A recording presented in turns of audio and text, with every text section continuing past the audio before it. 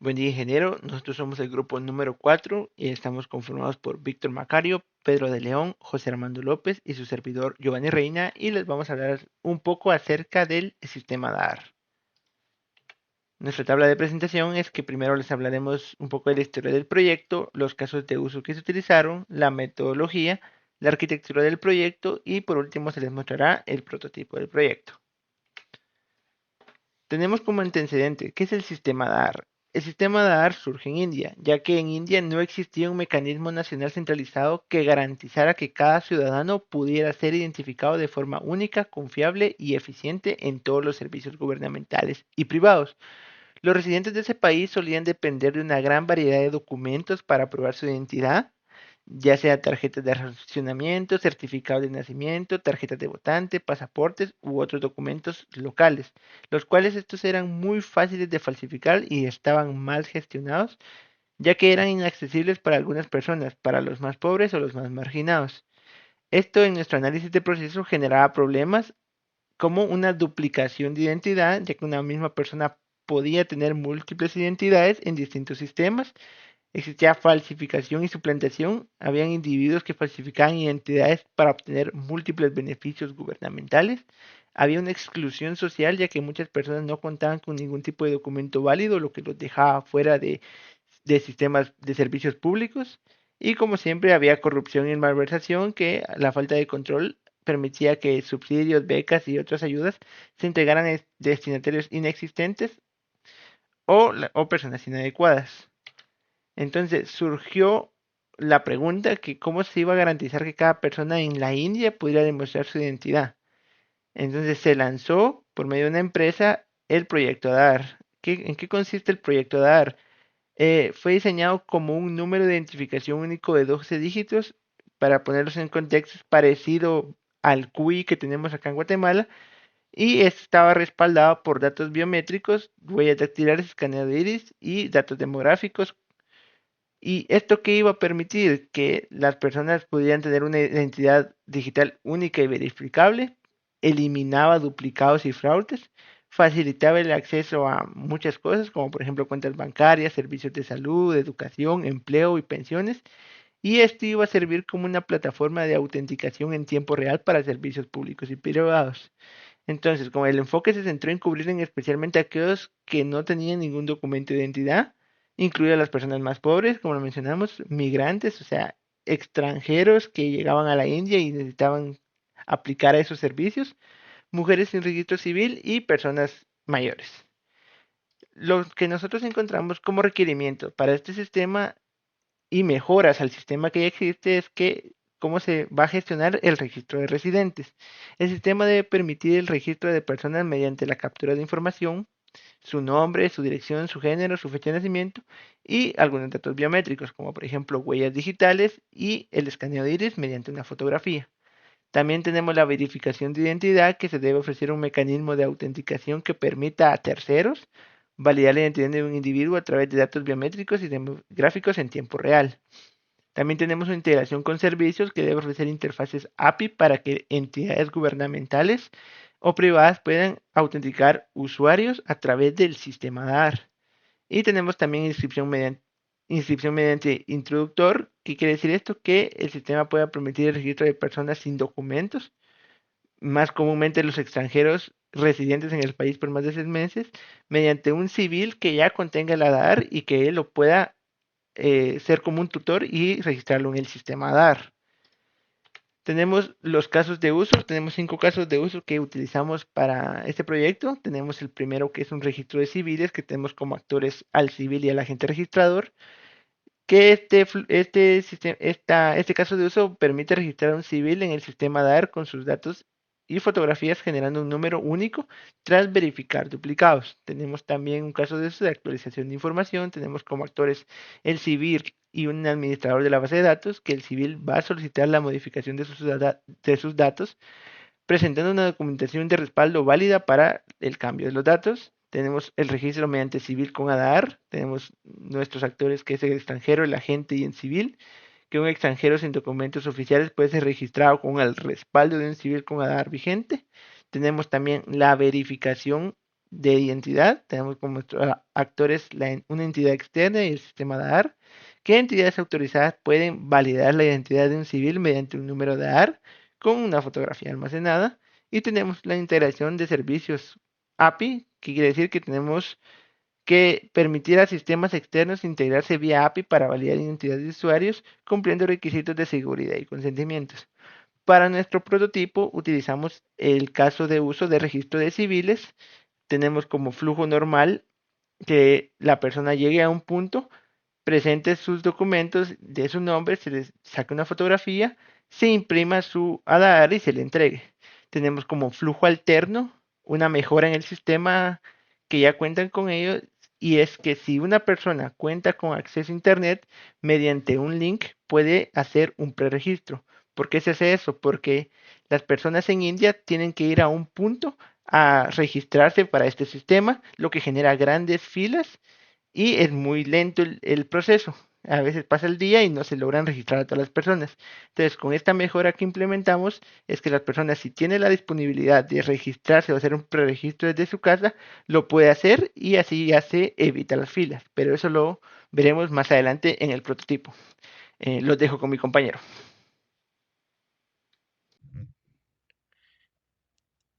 Buen día, ingeniero. Mi nombre es José Armando López Cruz.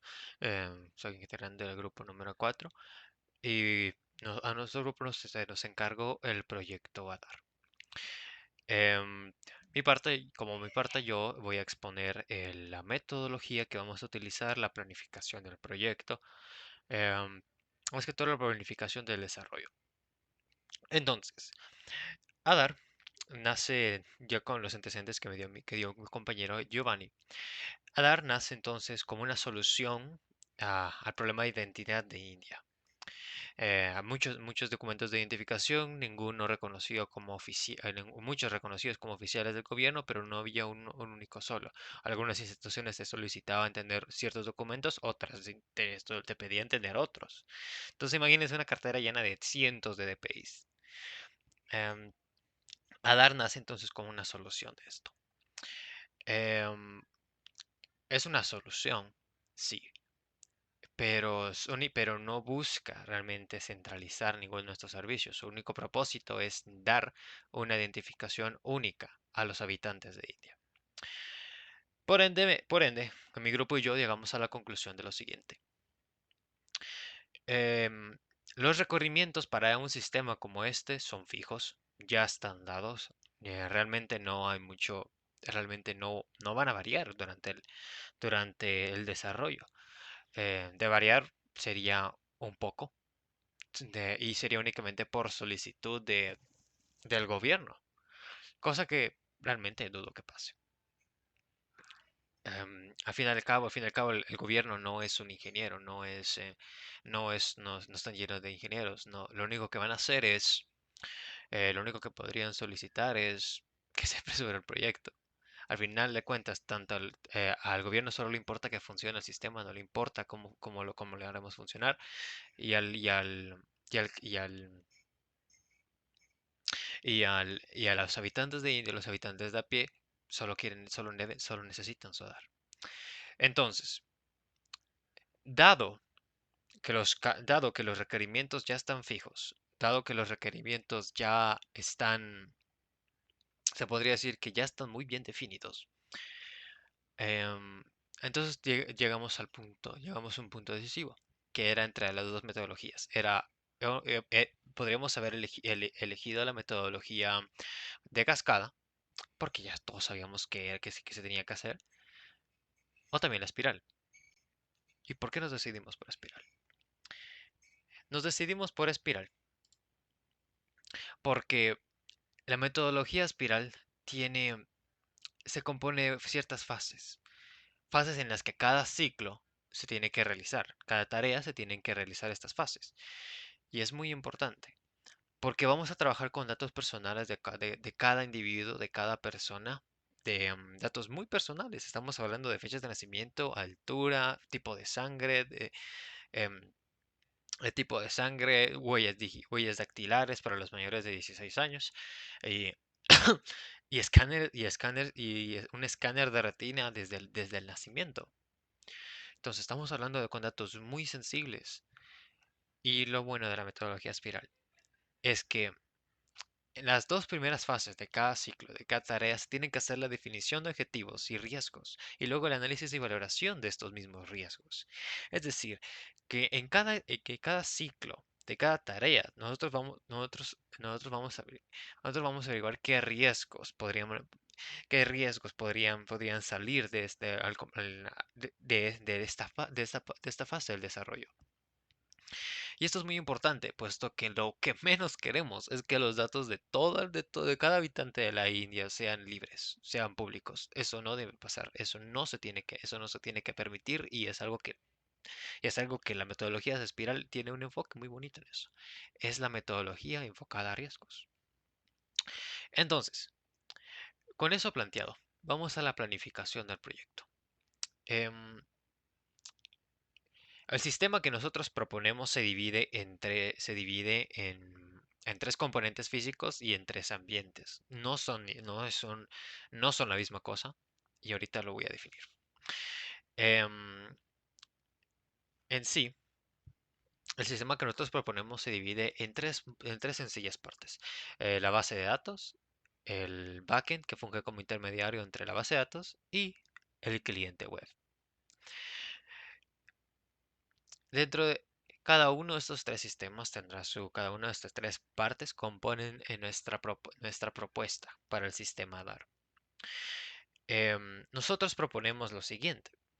Em, bueno, antes que proponga esto, tengo que aclarar ciertas cosas. Los ambientes.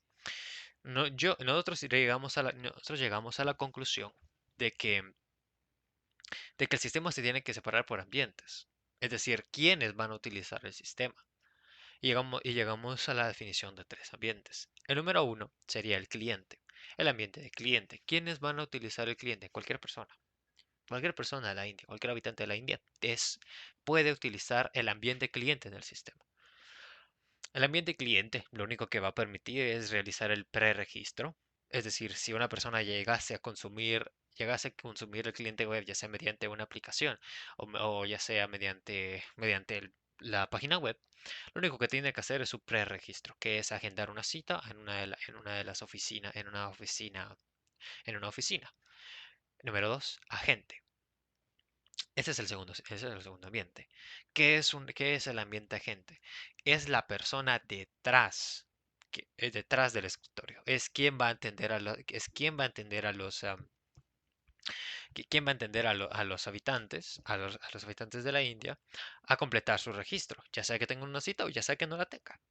No es requisito hacer el preregistro para registrarse, pero ayuda mucho a facilitar el proceso.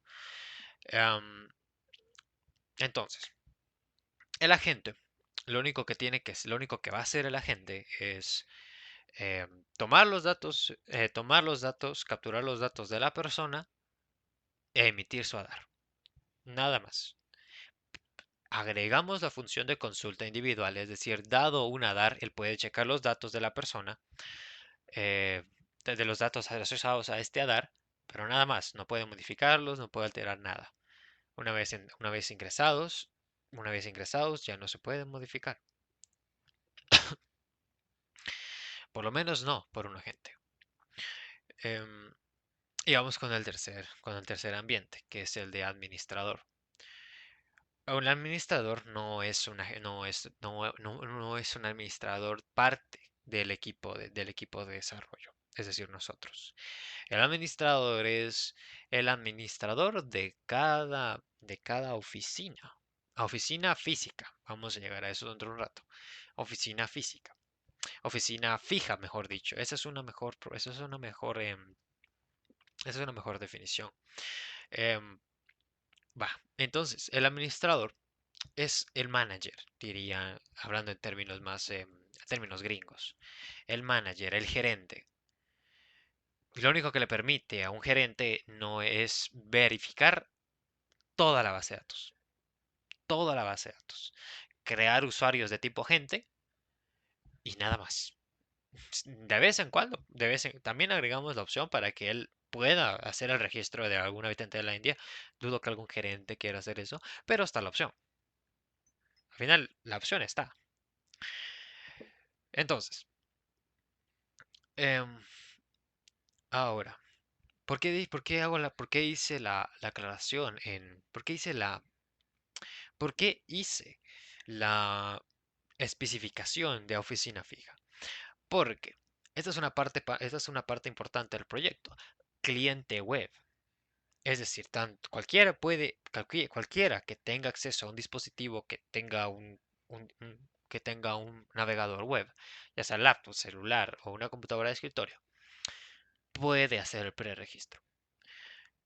Y esto es importante, porque no tan solo preregistro, perdón, déjenme aclarar más, sino también, em, sino también, sino también puede hacer el registro. Y aquí vamos a un punto importante de la India.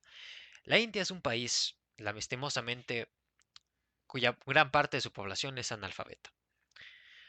Gran parte de su población vive en zonas muy rurales, zonas muy lejanas de cualquier parte de la civilización, zonas donde es muy difícil, que zonas donde la gente está muy arraigada a su aldea.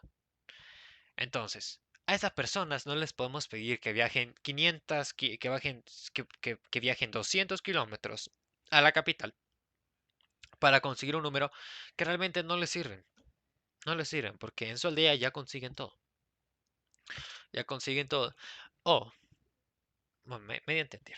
Entonces, nosotros tenemos que ir allá.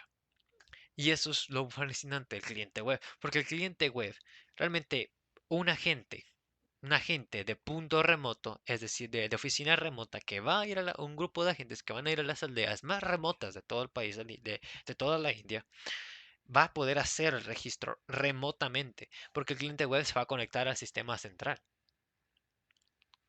mediante su usuario de tipo agente que le dio su administrador. Ahí está. Entonces, una vez el proyecto, como ya está en proyecto, se tiene la idea clara, se hizo la definición de ambientes, hay que verificar un poquito más el proyecto.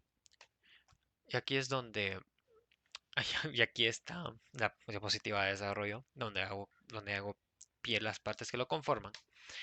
Y aquí está la tabla. Esta tabla, este diagrama, realmente es un diagrama de Gantt, donde cada cuadrito que ven ahí, cada cuadrito verde es una semana. Son 7 días calendario. Em, Vemos en la parte izquierda, esta parte, que está hace la división de los tres ambientes, de las tres partes que conforman el sistema, el base de datos, el backend y el cliente web. Si vamos acá, aquí abajo, esto de la parte de abajo, esta línea marca el día cero, marca el día cero del desarrollo. Entonces, empezaremos con la adquisición de la infraestructura, la instalación y preparación de los servidores, preparación de la instalación para inicio de sharding y sharding A5. Ok, ¿qué es el sharding? Sharding realmente es, vamos a hacer pie a esto. La base de datos. La base de datos. Estamos hablando de un sistema que debe ser capaz de, estamos hablando que la base de datos debe ser capaz de manejar 1.400 millones de registros diferentes al mismo tiempo. Entonces estamos hablando de un sistema muy grande. No grande en complejidad, pero sí grande en la cantidad de datos que va a tener que manejar. Entonces, para hacer esto y para que las consultas no se vuelvan un problema, para evitar problemas de rendimiento que todos hemos experimentado cuando ingresamos a cualquier página de gobierno, decidimos hacer un sharding. El mejor número para el número ideal de esos es 5. Es decir, vamos a dividir la base de datos en 5 servidores que estén manejándose constantemente y que se estén turnando rotativamente las consultas. Es decir, obviamente, Si es una consulta de lectura, va a buscarlo en toda la base de datos como si fuera una sola, pero los datos se van a ir insertando de manera rotativa. Es decir, 1, 2, 3, 4, 5, 1, 2, 3, 4, 5. Así garantizamos que los datos se almacenen de manera uniforme y que se distribuya muy bien para que al momento de consultarlos la carga sea mucho más rápida y que sea un cuello de botella y que no exista un cuello de botella más que en la red. Pero hoy en día estamos hablando de pocos registros. Sería el máximo que podría alcanzar esta base de datos. Según mi pronóstico, serían entre 1.4 teras a, a unos 5 terabytes. Y la única manera de llenar ese campo y sería muy difícil llenar ese ancho de banda por puras consultas. Entonces, eso. Una vez completado el sharding e instalados los servidores, se hacen las pruebas de la fragmentación horizontal y las pruebas del algoritmo de generación de entidad. Ajá. Aquí es muy importante porque tenemos que garantizar que cada ADAR sea único. Y esto lo puede hacer el motor de base de datos. No lo va a hacer el backend, no lo va a hacer el cliente web, lo va a hacer la base de datos para mantener la seguridad y garantizar la seguridad del sistema. Al mismo tiempo, entonces, pasamos al backend. Al mismo tiempo, si se dan cuenta, el desarrollo de la base de datos y el backend van a empezar al mismo tiempo. Van a empezar al mismo tiempo. Porque prácticamente todos ya sabemos qué es lo que necesitan. Porque los requerimientos en este sistema son muy físicos, son muy fijos, no van a variar en casi nada. Entonces, empezamos con el desarrollo de la API entre de base de datos y el cliente web. Realmente esta API es una CRUD sencillo, no va a ser ninguna validación, todo eso lo va a hacer la base de datos. Ah, un CRUD sencillo, nada más. Se hace el test de conexión de base de datos una vez la base de datos esté completada, ven acá. El test de fragmentación, es decir, verificamos que la fragmentación se mantenga, incluso con el backend, y luego ya se hace el deploy de la API. De la API. Entonces, una vez adquirida la adquisición de la infraestructura, podemos comenzar con el desarrollo del cliente web, que realmente es el que más tiempo va a llevar porque hay que adaptarlo a diferentes ambientes. Puede ser un portátil, puede ser un computador de escritorio, puede ser una laptop, perdón, puede ser puede ser un celular, puede ser un iPhone, puede ser un celular Android, puede ser un celular iPhone, puede ser Safari, puede ser Chrome. Hay que adaptarlo bien esto. Se empieza el desarrollo, la prueba básica de conexión, todo. Y eso sería todo. Esta sería la planificación del proyecto DAR. A continuación, se dará una descripción de la arquitectura del proyecto. Muchas gracias. Buenos días, ingeniero. Mi nombre es Pedro de León y yo le voy a hablar sobre lo que es la arquitectura del proyecto. Primero, hablemos un poco sobre qué es la arquitectura vista desde un proyecto. La arquitectura de un proyecto es la forma en que se organizan y se estructuran sus partes principales. ¿Esto qué hace en qué nos ayuda? Muy bien, pues define cómo se divide el sistema, cómo se comunican sus componentes y qué tecnologías se usan, como por ejemplo nuestra aplicación o nuestra página web. La arquitectura incluye un frontend que muestra la interfaz del usuario, un backend que procesa la lógica y una base de datos que guarda la información.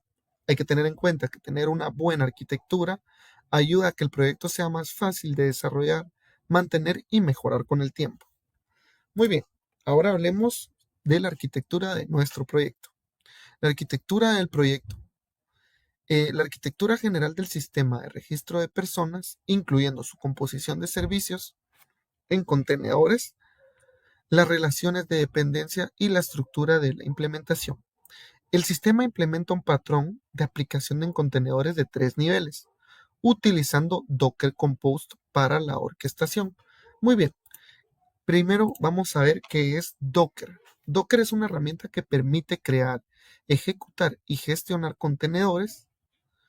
En un contenedor es una caja que podemos guardar todo lo que necesitamos en una aplicación funcional para funcionar, es decir, el código, las librerías y las configuraciones. Muy bien, ahora que ya vimos qué es un Docker, vamos a ver qué es el Docker Compose, de lo que hablamos en la arquitectura, ¿verdad? Muy bien, un Docker Compose es una herramienta que nos ayuda a ejecutar varios contenedores al mismo tiempo de forma más sencilla.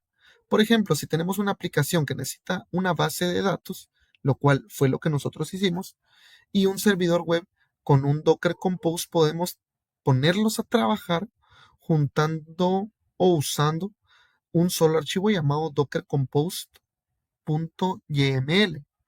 Muy bien. Este archivo indica qué contenedores usar y cómo deben conectarse entre ellos. Luego, con solo escribir el comando docker compose up, que es el comando que yo les puse por acá, se inicia todo el sistema automáticamente. Es muy útil para trabajar en equipo y para no tener que configurar cada parte por separado.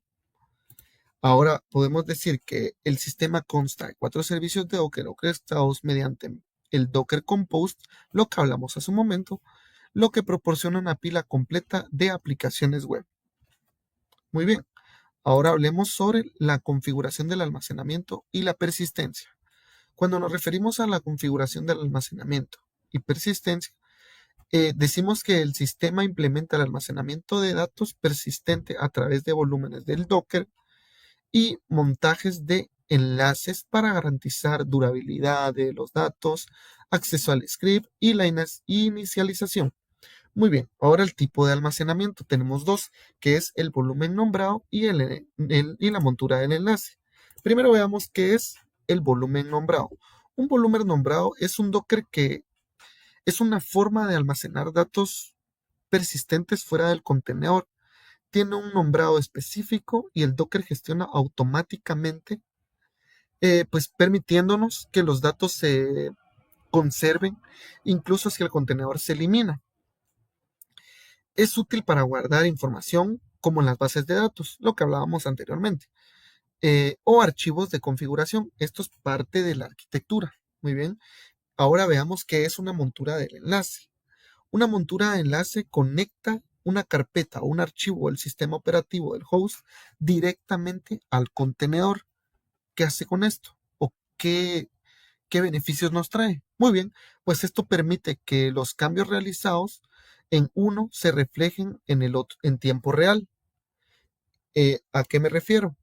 Que cuando nosotros hacemos los cambios se reflejen al momento uno del otro, ¿verdad?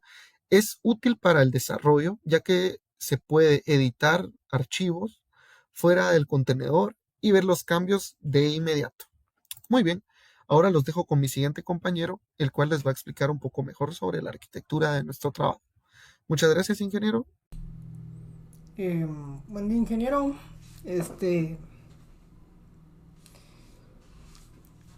¿Cómo se le llama? Así voy a explicar el prototipo. Mi nombre es Víctor Macario y bueno, para empezar, acá tenemos lo que vendría siendo pues la base de datos, ¿verdad? Del registro de personas. Esto sería en SQL Server. Ahorita le voy a mostrar unos diagramas que sirvieron para la elaboración del programa.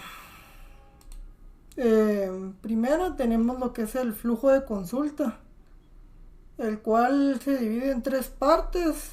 Bueno, tenemos 3 roles en el sistema, que vendrían siendo usuario, agente y administrador. El usuario pues obviamente solo puede ver su ADAR, ¿verdad? El agente puede consultar uno solo y el administrador pues puede consultar uno cualquiera o todos en la misma vista, ¿verdad? Aquí tendría lo que es la parte de la arquitectura. Vamos a ver si está plano. Ahí está. Lo que estaría pues ahí sí que vendiendo, ¿verdad? En parte de la demo, prototipo o lo que podría ser en el futuro pues proyecto, ¿verdad? Sería la plataforma web, que se conforma del sitio web, un back office y el que conforma tanto los roles de agente administrador y pues la plataforma web sería pues la página de autoenrolamiento, enrolamiento de terceros, punto de registro, etcétera. Tenemos que es responsive, tanto para móviles y escritorio. Y ya del lado de algunos de los departamentos que tendríamos sería el lado del frontend, backend, de base de datos, CICD. Y pues aquí como extra tendríamos donde se desplegaron pues ya finalmente en los sitios de la nube. En el frontend tenemos Netlify, en el backend render, y pues la base de datos está desplegada en un VPS, en un servicio de pago que es Genser, que se encuentra en Alemania. Como parte del CICD de Continuous Integration, Continuous Deployment, tenemos GitHub, que nos permite a través de el sistema de control de versiones mantener, pues ahí sí que todo lo que se publica en la rama principal actualizado del código, ¿verdad? Esto ya, esto también. Ya, como le comentaba, pues en este caso tenemos el flujo de registro. Un administrador puede pues crear administradores, agentes civiles. Un agente puede crear agente civil, y pues el civil solo puede registrarse a sí mismo y inicialmente con un estado dependiente, ya que se le tendrá que confirmar su ADAR en el futuro, ¿verdad? Obviamente el ADAR previo no tiene todos los privilegios que tendría un ADAR real, ¿verdad? Aquí tenemos lo que vendría siendo como el flujo del programa, del prototipo. Tenemos lo que es el preregistro. La persona se autoenrola. Inicialmente se establece como en activo pendiente. Una vez que se registra y hace el proceso de preregistro, se da un link de enrolamiento por URL. En paralelo, si la persona asistiera a un punto de registro, ¿verdad?, de terceros, el agente o registrador sería el encargado de ingresar su información, ¿verdad? Pero ya sería directamente con un estado de confirmado, ya que pues no tendría la dificultad, ¿verdad?, de tener ese registro previo de la DAR. En el caso del enrolamiento por URL, pues se cargan los datos, se llenan los datos y se va al registro. Y pues en el caso del enrolamiento por registrador o agente, pues no sería este el caso, ¿verdad? Sino que se registra desde cero la persona, se toman sus datos y demás, y se registra de una vez como confirmado. Y pues obviamente en ambos casos se devuelve lo que vendría siendo el código ADAR. Como inicio de sesión, la persona ingresará su ADAR. Si la persona, similar al DPI, ¿verdad?, como por hacer una comparación, ingresara su CUI y le da a ingresar, ya automáticamente haría la validación en el sistema y le permitiría ingresar. En el caso del preregistro, como le comentaba ya más a profundidad, se le envía un link a la persona. En este caso para que confirme sus datos, ¿verdad? Se le manda un formulario editable donde él podrá pues confirmar ya como un ultimátum, digamos, sus datos a la hora de ingresarlos al sistema. Se confirma la información y se envía ya con un estado de confirmado. Por ejemplo, aquí ya tenemos desplegado lo que vendría siendo pues la página, ¿verdad? Tenemos iniciar sesión, preregistro y confirmar ADAR.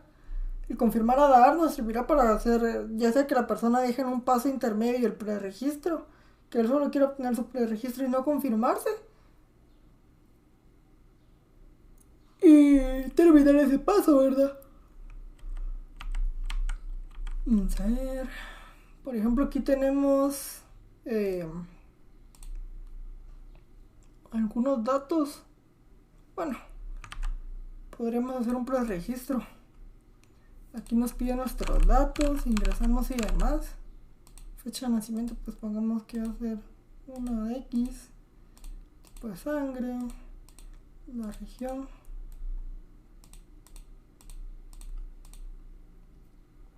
Ya. Sería, vamos a ver, preregistro acá. Ajá, vamos a probarlo desde acá. Primer apellido, segundo apellido, fecha de nacimiento, fecha de inicio de residencia, tipo de sangre, región, género, y nos tomaría una foto, ¿verdad? Y aquí con la foto, pues ya le damos en guardar y nos generaría nuestro ADAR. Podríamos confirmar el registro o dejarlo a medias, ¿verdad? En este caso, pues vamos a hacer la confirmación de nuestro ADAR. Ya vendría aquí nuestros datos y demás.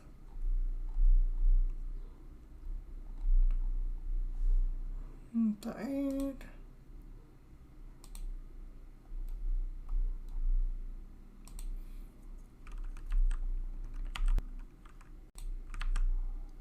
Entonces tenemos el ADAR. La vamos a confirmar. Una vez la vamos a confirmar, nuestros datos se van a cargar automáticamente. Le vamos a dar a guardar y el estado ya estaría cambiando. Entonces aquí ya nos da nuevamente nuestro mismo ADAR, solo que con el estado cambiado. Y ya podemos regresar e ingresar a nuestra plataforma, ¿verdad? Y aquí estaríamos viendo pues nuestro enrolamiento. Y pues solamente sería eso. Gracias.